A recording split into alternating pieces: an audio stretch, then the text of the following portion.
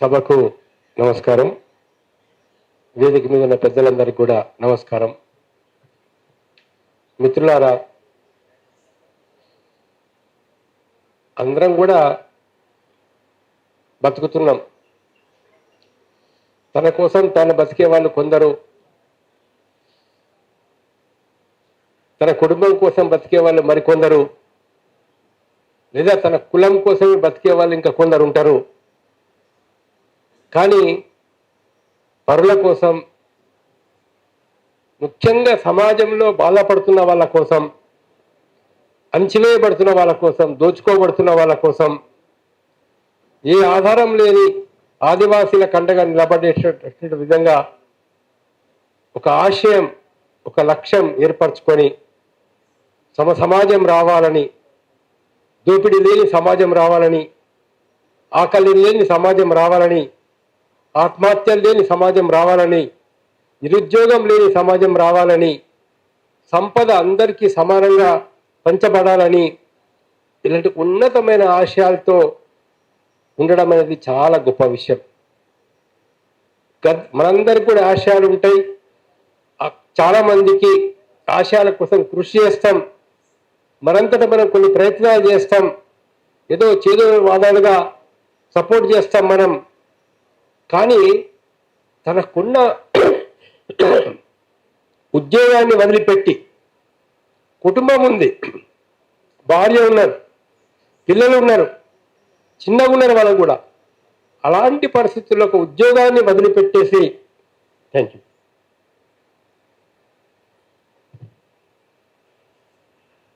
తను అనుకున్న ఆశయం వైపు వెళ్ళడం అనేది అది చాలా గొప్ప విషయం.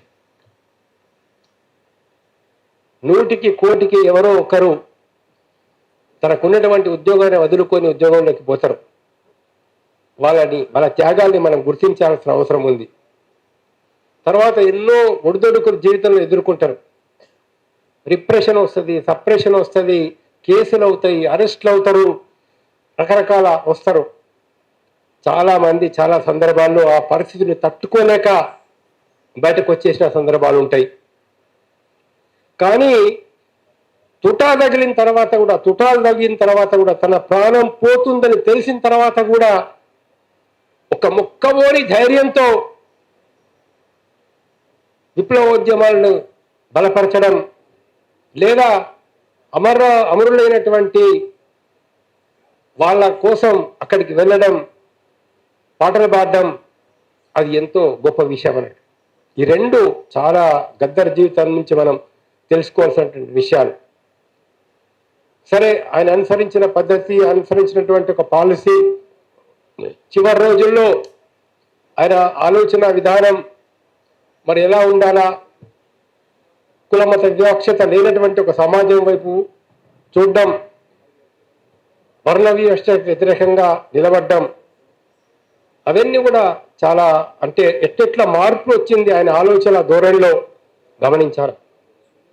చివరిలో నేను అనుకుంటా ఆయన కోరుకున్నారు, ఒక రాజకీయ పొలిటికల్ పార్టీ అనేటటువంటిది కూడా అవసరం అనే విధంగా ఆయన భావించడం జరిగిందట. అన్ని వామపక్ష శక్తుల్ని కలుపుకొని,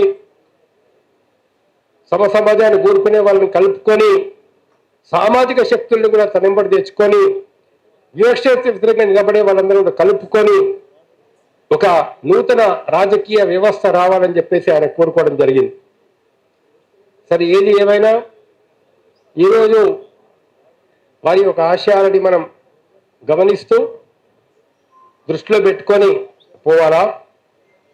ఇందాక నా ముందు మాట్లాడినటువంటి వక్త చెప్పినట్లు చాలా ప్రమాదకరమైన పరిస్థితిలో ఉన్నాం. What to speak, what to see, what to listen, అవి కూడా ఏమైనా కంట్రోల్ చేయబడుతున్నాయి.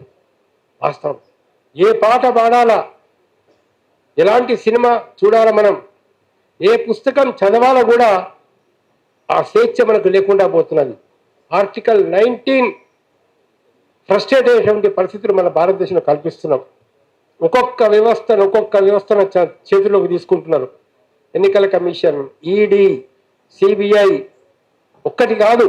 ఇవాళ వ్యతిరేకంగా మాట్లాడితే వ్యతిరేకంగా పాటలు పాడితే వాళ్ళ ఇల్లు కూల్చేయడం.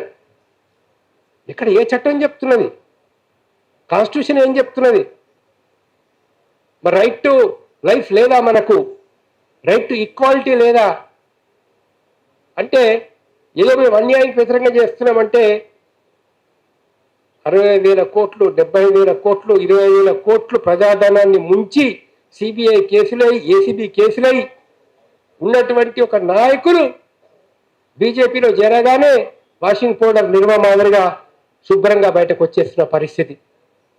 మరి ఏం జరుగుతున్నది ఈ దేశంలో అని దాన్ని మనం మనందరూ ఆలోచించాల్సిన అవసరం ఉంది. మరి ఈ సందర్భంగా మన సభాధ్యక్షులు ఇంతకుముందు ప్రస్తావించినట్లు మేమందరం కూడా శాంతి చర్చలు జరగాలని చెప్పేసి కోరుకున్నాం. ఎందుకు శాంతి చర్చలు జరగాలని చెప్పేసి మేము కోరుకున్నామంటే, మేమే మావోయిస్టులం కాదు, లేకపోతే మాకే మావోయిస్ట్ యొక్క ఐడియాలజీతో కానీ, పీపుల్స్ ఫర్ ఐడియాలజీతో కానీ, వాళ్ళ విధానాలతో కానీ మేము అంగీకరించడం లేదు. చాలా స్పష్టమైన విషయం. కానీ ఏంటంటే వ్యక్తి జీవితంలో కావచ్చు, సమాజంలో కావచ్చు, ప్రాణం అన్నిటికంటే ముఖ్యం. రైట్ టు లైఫ్ అది చాలా ఇంపార్టెంట్. రైట్ టు లైఫ్ అనేది అది ఆదివాసీలైనా, ఎస్సీ అయినా, ఎస్టీ అయినా, లేకుంటే పీడబ్ల్యూజీ క్యాడర్ అయినా ప్రతి ఒక్కరికి ఒక రైట్ టు లైఫ్ అనేది ఉంటుంది. రైట్ టు లైఫ్ అనేది ఉన్నప్పుడు ఎందుకు నేను ఈ విషయం చెప్తున్నానంటే, మీరందరూ జస్ట్ ఒక్క నిమిషం ఆలోచించండి. డబ్బు పోతే సంపాదించవచ్చు, ఆరోగ్యం పోతే మళ్ళీ వస్తుంది, పదవి పోతే మళ్ళీ రావచ్చు, ఏదైనా మళ్ళీ రావచ్చు, కానీ ఒక్క లైఫ్ పట్టుకు రాదు. అందుకని లైఫ్ అంత ఇంపార్టెంట్ ఉంటుంది. So precious, life is so precious అంటే ఇంకా ఏది కూడా దానికి ఈక్వల్ కాదు. కాబట్టి ఎవరి ప్రాణం పోవద్దని మేము కోరుకుంటున్నాం. ఆదివాసీల ప్రాణం పోవద్దు, లేదా మావోయిస్టుల ప్రాణం పోవద్దు, ఒక కానిస్టేబుల్ ప్రాణం కూడా పోవద్దు, ఒక ఎస్ఐ ప్రాణం కూడా పోవద్దు. ప్రతి ఒక్కరికి భార్య ఉంటుంది, ప్రతి ఒక్కరికి పిల్లలు ఉంటారు, ప్రతి ఒక్కరికి కూడా కుటుంబ సభ్యులు ఉంటారు, తల్లి ఉంటుంది, తండ్రి ఉంటాడు. ఇవాళ ఒక శవం మీద పడి ఒక తల్లి ఏడుస్తున్నదంటే, ఒక భార్య ఏడుస్తుందంటే వాళ్ళ కుటుంబం ఏ విధంగా ఉంటుంది, వాళ్ళ ఫీలింగ్స్ దయచేసి మీరు అర్థం చేసుకోండి. అందుకని చెప్పేసి మేము పీస్ టాక్స్ కావాలని చెప్పేసి కోరుతా ఉన్నాం. Peace talks not for only మావోయిస్టుల కోసం కాదు. పీస్ టాక్స్ ఏంటంటే ఎవరు చనిపోవద్దని, even including constables, armed constable కావచ్చు, ఎవరైనా కావచ్చు, ఆదివాసీలు కావచ్చు, ఎవ్వరు కూడా చనిపోవద్దు అనే ఒక ఆశయంతో పీస్ టాక్స్ మేము మొదలుపెట్టాం. తర్వాత ఏతుందో ముఖ్యంగా పరిపాలకులతోటి ఒక విజ్ఞప్తి, కేంద్రంలో ఉన్న అమిత్ షాతో కానీ, మోడీ గారితో కానీ, మిగతా వారితో కానీ, రాష్ట్ర నాయకులతో కానీ, పోలీస్ అధికారులతో కానీ ప్రతి ఒక్కరితో ఒక విజ్ఞప్తి మేము చేస్తా ఉన్నాం. చరిత్ర నుంచి నేర్చుకోండి, అనుభవం నుంచి నేర్చుకోండి. యుద్ధాలు ఎక్కడైనా యుద్ధాల వల్ల ఏదైనా లాభం జరుగుతుందా? మీ అందరికీ తెలుసు, అశోకుడు సామ్రాజ్యాన్ని విస్తరించాలనుకున్నాడు, పెద్ద ఎత్తున అనేక ప్రాంతాలను వశపరుచుకున్నాడు, కళింగ మీదకి వెళ్ళాడు, కానీ వాళ్ళు ఫ్రీడమ్ కావాలనుకున్నారు. So there was a big war, big fight.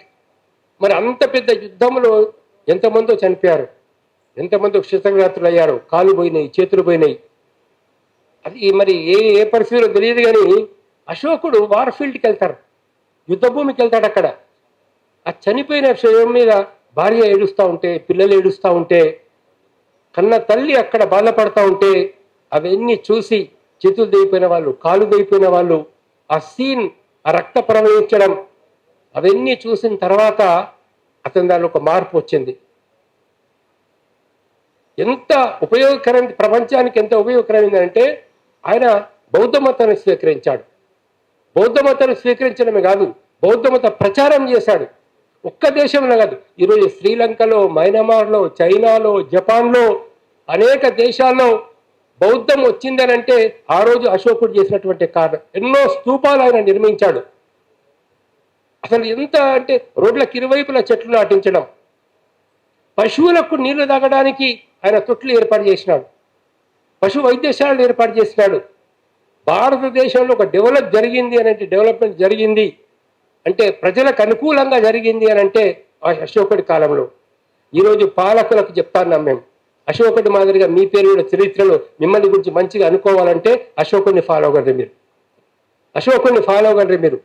అశోకుడు ఎట్లయితే మారు మనసు పొందినాడో, లేక తన లోపల ఒక మంచి ఆలోచన చేసినాడో, ఇవాళ నరహోమం వద్దని, మనుషుల్ని చంపడం వద్దని, ఎవరైనా కావచ్చు, మావోయిస్టు కావచ్చు, ఆదివాసులు కావచ్చు, ఎవరిని కూడా చంపాలనే ఆలోచన అది భారత సంస్కృతికి విరుద్ధం.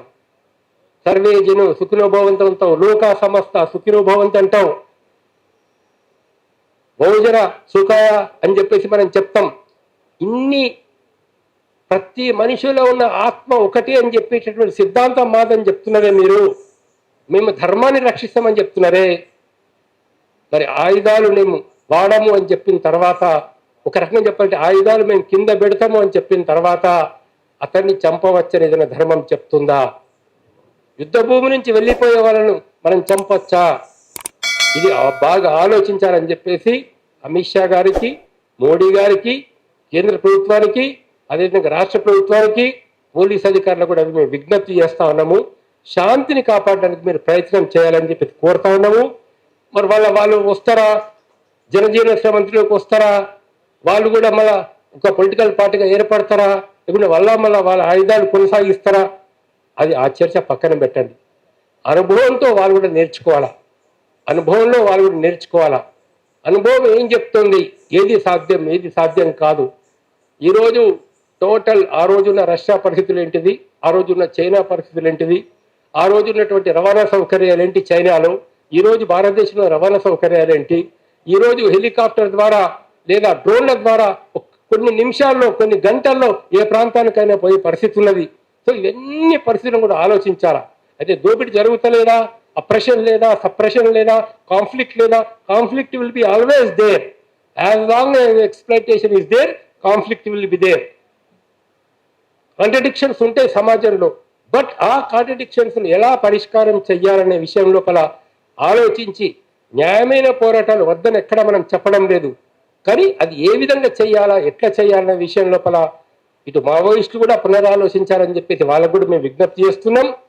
వాళ్ళు కూడా ఏతుందో ఎలాంటి హింసాత్మక కార్యక్రమాల లోపల పాల్గొద్దని, ఏదో ఇన్ఫార్మర్ పేరుతోటో మరో పేరుతోటో ఏ ఒక్క వ్యక్తిని కూడా ఈ పరిస్థితిలో చంపొద్దని చెప్పేసి కూడా మేము ఖచ్చితంగా చెప్తా ఉన్నాం. అదేవిధంగా ఇటు కేంద్రానికి కూడా విజ్ఞప్తి చేస్తున్నాం, మీరు ఆర్మ్డ్ ఫోర్సెస్ విత్డ్రా చేసుకోండి. వెంటనే టోటల్ ఆర్మ్డ్ ఫోర్సెస్ ఎక్కడి నుంచి విత్డ్రా చేసుకొని యూ క్రియేట్ ఎన్ ఎన్విరాన్మెంట్, ఒక పరిస్థితి కల్పించండి. సో దట్ వాళ్ళు కూడా దే కమ్ ఫర్ టాక్స్.